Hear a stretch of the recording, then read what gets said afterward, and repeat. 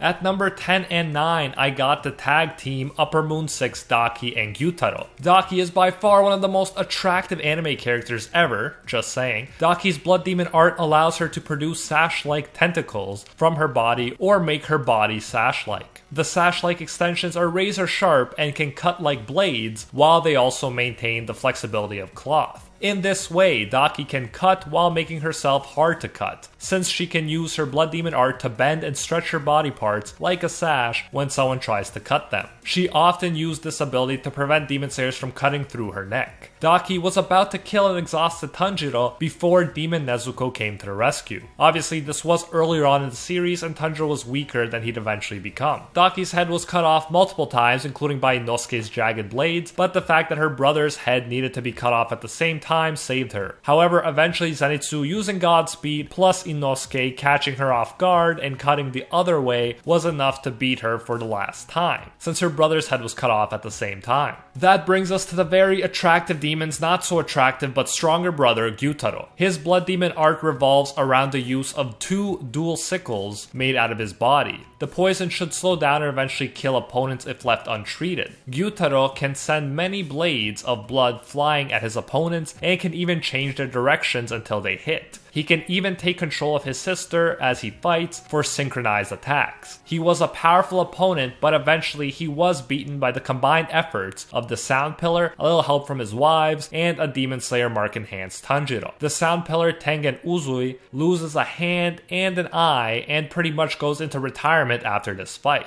And it could have been worse if Nezuko's flames weren't able to cure their human bodies of the demon poison. At number 8, I have Full Power Demon Nezuko. Nezuko's blood demon art lets her set her blood on fire. The flames burn demons and can even be used in a non-lethal way to heal humans from demon poison. There's also an OP demon transformation that Nezuko can undergo, where she appears to mature, a horn pops out from her head, and vine patterns appear all over her body. In this form, Nezuko completely overpowered Daki, and Daki was shocked by Nezuko's regenerative powers. Her regenerative powers were on a level of an Uppermoon's, and they were even greater than Daki's. However, Nezuko became more demonic and lost herself so that Tanjiro had to turn her back to normal. Strength-wise though, Nezuko was wrecking Daki, and I'd personally put her above Gyutaro too, although that's not as clear-cut as putting her above Daki. As an added bonus, she becomes immune to the sun, so that she could beat almost every other demon in the daytime. I feel like Nezuko had a lot of potential, especially if her growth followed the pace of Tanjiro's growth. However, while Tanjiro got way stronger from his fight against Akaza onwards, Nezuko did not. And now Nezuko is a human again, so she's probably nowhere near as strong as she used to be, but hey, there are more important things than strength. At number 7, we have Uppermoon 5 Gyoko. Gyoko is able to teleport between pots and to produce deadly sea creatures from these pots. For instance, he can create fish that can shoot thousands of poisonous needles. He can even trap skilled pillars like Muichiro in a body of water where they're likely to drown. Gyoko is beating the very skilled Muichiro, who even the Sound Pillar had to single out along with Gyome for his incredible talent. However, things change when Muichiro awakens his Demon Slayer mark. With the Demon Slayer mark, Muichiro is faster and more powerful than Gyoko, even after Uppermoon 5 reveals his strongest form, which is super fast, powerful, and lets him turn everything he punches into fish. Muichiro was lucky he got that power up, otherwise he would not have become the first pillar we saw beating an Uppermoon completely by himself. At number 6, we have Uppermoon 4, Huntengu. Huntengu is very strong and tricky because he can split himself up into different clones that all represent different emotions and have unique powers. Anger launches lightning attacks, Joy is an extremely powerful airbender, Sorrow uses a shrinking and growing spear to fight, Delight is a harpy-like demon with wings and bird talons that can launch sonic screams, the Hatred clone is formed when anger absorbs the others, Hatred is more powerful and can create a giant 5-headed wooden dragon that is capable of launching the attacks of the other clones. The secret to killing Huntengu is in killing his real body, which travels within the heart of his large and powerful resentment clone, which acts as living armor for him. In the end, Tanjiro barely defeats him, and it took the help of the Love Pillar Mitsuri with an awakened Demon Slayer mark, Nezuko in her powerful Horn Demon transformation, a demon enhanced Genya, and Nezuko even helped Tanjiro turn his sword red during this fight.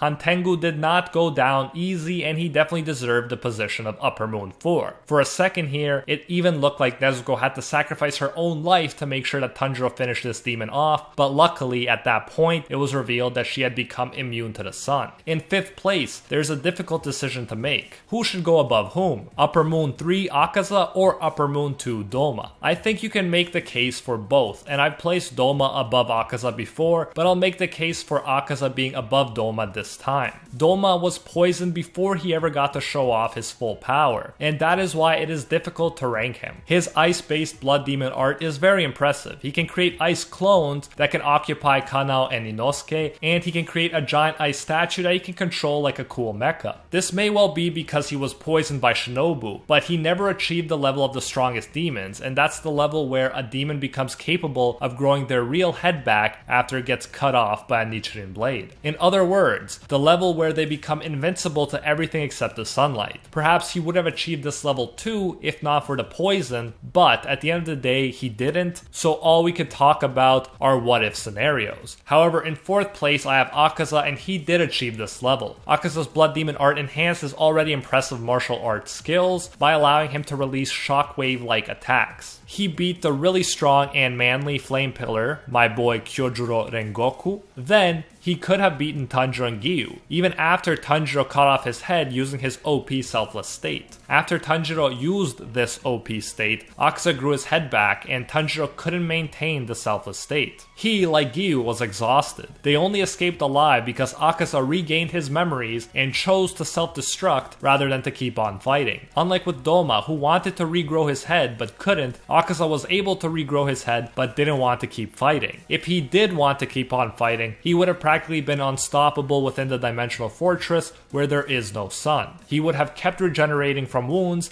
and easily overpowered the exhausted Tanjiro and Giyu. This is why I'm placing Akaza here. He did achieve a higher demon level than Doma temporarily, even though he chose to take his own life soon after. In 3rd place we have the demon brother of the strongest demon slayer in history, Upper Moon 1 Kokushibo. Kokushibo arguably possessed the 2nd strongest breath after the breath of the sun, which is the breath of the moon. Before he turned into a demon, Kokushibo was only 2nd to his brother Yorichi in skill. Then, his Breath of the Moon style got enhanced when he became a demon. His blood demon art works in conjunction with his breath style. He creates a sword from his flesh that he can repair and manipulate as he sees fit. He can also create similar blades and make them pop up all over his body. All of his blades can release powerful air slashes, and these slashes are surrounded by chaotic crescent moon shaped air blades that make the slashes practically impossible to predict and dodge. It takes the strongest pillar Gyomei with a Demon Slayer mark, the arguably 2nd strongest pillar Sanemi with a Demon Slayer mark, the most talented pillar Muichiro with a Demon Slayer mark, and the versatile Genya, all working together to barely beat Kokushibo. Furthermore, Genya and Muichiro lose their lives in the process. As with Akaza, Kokushibo succeeds in regrowing his head after having it cut, but he gives up the will to fight after he sees the monster he's become. Kokushibo always wanted to be the strongest samurai, but he realizes during the final battle, after he sees his ugly, monstrous reflection in Sanemi's blade, that he's no longer a samurai at all. He realizes that he strayed from the true path and that he never wanted things to end up like this. It took some of the strongest pillars and Genya working together in order to barely defeat the strongest demon moon, and even then, Kokushibo, like Akaza, ultimately decided to defeat himself. Things could have ended differently if Kokushibo hadn't lost the will to fight. In 2nd place, we have the Demon King of Pop himself, Muzan. Muzan created all of the previously mentioned demons. He was the main antagonist of the series, and he was only beaten in the end because everyone present helped. Tamayo came up with a poison that rapidly aged him and broke down his body, and they got him to the surface so that the sun could finish him off. Otherwise, his tentacles would have quickly finished off every demon slayer present. Even drastically weakened, he managed to kill the strongest pillar and give practically everyone serious life-threatening injuries. Even one wound from Muzan can pack enough demon poison to eventually kill the receiver. Muzan could also release shockwaves from his body that would temporarily paralyze his enemies. He wasn't a match for the strongest demon slayer in history, Yorichi, and he was eventually defeated, but there is a reason he is the main antagonist of the entire series. He's not the strongest character, but he was the strongest demon, at least until he passed on his dreams to his successor. Before we get to number 1, I'll talk about some honorable mentions. Kaigaku, the Breath of Thunder demon, is definitely strong, but I chose to leave him off the list because, as Zenitsu points out, he was a quickly found replacement for the Upper Moon 6 position, and he hadn't gotten used to his demon powers yet. If he did have more time, then he probably could have surpassed Daki and Gyutaro. But since Zenitsu killed him relatively early on in his demon career, he didn't make this list. Tamayo is one of the deadliest demons ever, if you take into account how she could create a poison that could help beat Muzan. However, she usually stayed away from physical combat, which is more so what we're looking at here. I love Tamayo and I think she's a genius and a great strategist, but because of the nature of this list,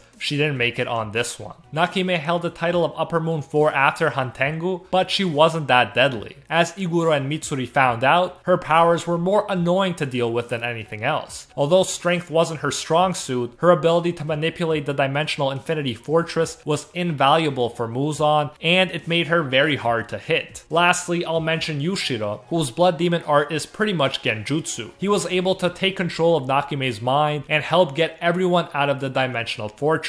He could also create useful paper talismans that allow people to become invisible or allow them to share sight. His power is one of the most useful ones, but it is more fit for assisting others than it is for one-on-one physical combat, which is why he too was not on this list. Now, without further ado, in first place we have Demon King Tanjiro. Tanjiro, who was Yorichi's successor and wanted to stop Muzan, accidentally became the next Demon King. Muzan himself admitted that Tanjiro would probably surpass him. Unlike Muzan, Demon King Tanjiro becomes immune to the sun. Furthermore, as Muzan suggests, Tanjiro can potentially learn to use the Breath of the Sun, the strongest breath, in his demon form. He also has access to an OP blood demon art that lets him launch Dragon Ball Z-like destructive energy blasts from his mouth. Muzan gave him all of his remaining blood and power, so Tanjiro got more than any other demon before him. Thus, if Akaza and Kokushibo were able to regrow their heads, Tanjiro should be able to do so too. After all, the more blood Muzan gives someone, the stronger they're supposed to become, if they survive. As a result, now Tanjiro is, in theory, invincible. Not only is he immune to the sun and red Nichiren blades, he should be able to easily regenerate from any injury. The only possible way that our guys will be able to beat him is probably some combination of the medicine that turned Nezuko back to human and the power of friendship. Talk no Jutsu is their only hope for beating this otherwise invincible demon opponent. Thus, Demon King Tundra is easily the strongest demon we've seen so far, and that's why he holds the number 1 spot on this list.